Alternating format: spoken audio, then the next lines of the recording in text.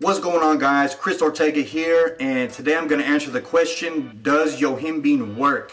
And more specifically, do Yohimbine supplements work for fat loss? Because that's the main reason why people take this supplement, okay?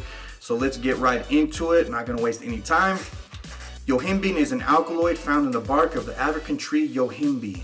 It works as a fat burner by increasing epinephrine, aka adrenaline levels in the body, and by inhibiting a regulatory process in fat cells that normally suppresses fat use. So unlike most other fat burners, Yohimbine works even in young and athletic people.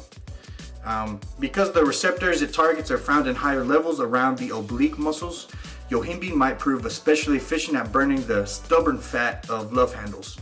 Studies that use topical Yohimbine support this theory, but the evidence they provide is preliminary and weak. And despite its efficacy, I think Yohimbe, it can cause a lot of adverse side effects, such as elevated heart rate and anxiety. In fact, studies on anxiety commonly use Yohimbine to induce anxiety. In people with panic disorders, it can even induce panic attacks. Anyone susceptible to anxiety should stay away from Yohimbine. Okay, so now let's weigh the benefits and the risks of Yohimbine. First, we'll start with the risks. So it can cause elevated heart rate, it may cause anxiety, and it may cause panic attack in people who are prone to these type of things. Okay, but if you're not, now let's go over the benefits of taking Yohimbine. It can increase epinephrine levels in the body. It can make fat cells more susceptible to fat loss, and it can even work in young and athletic people, not just people who are overweight. So Yohimbine should not be used alongside any antipsychotics. It should not be used alongside any antidepressants, such as MAO inhibitors or even antidepressants. Okay, Yohimbine must be used very carefully, especially when combined with other stimulants. People who are unaccustomed to stimulants, or people who don't take caffeine or drink any kind of caffeine at all, should try to avoid Yohimbine or start at very, very low doses, so that way they don't freak out pretty much. Okay, so how do you take Yohimbine? Yohimbine is dosed differently, whether it is supplemented by itself or as part of a combination.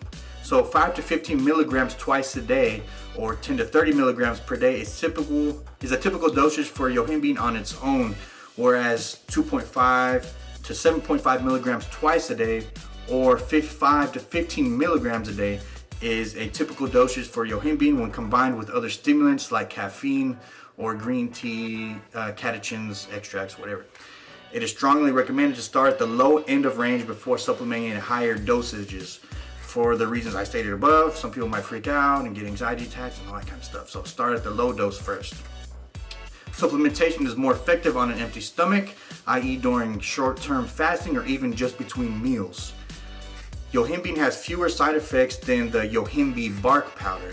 For that reason, and because the Yohimbine content of Yohimbe can vary greatly, supplementing Yohimbine is considered safer than supplementing Yohimbe. So those are two different things. So make sure when you're buying your Yohimbine supplement, it says Yohimbine, I-N-E at the end, and not just Yohimbe, because they're two different extracts of the same bark powder, and one can be a lot more stronger and might be off in dosages a little bit. So, however, companies selling Yohimbine often use bark extract whose Yohimbine content has been estimated rather than ascertained.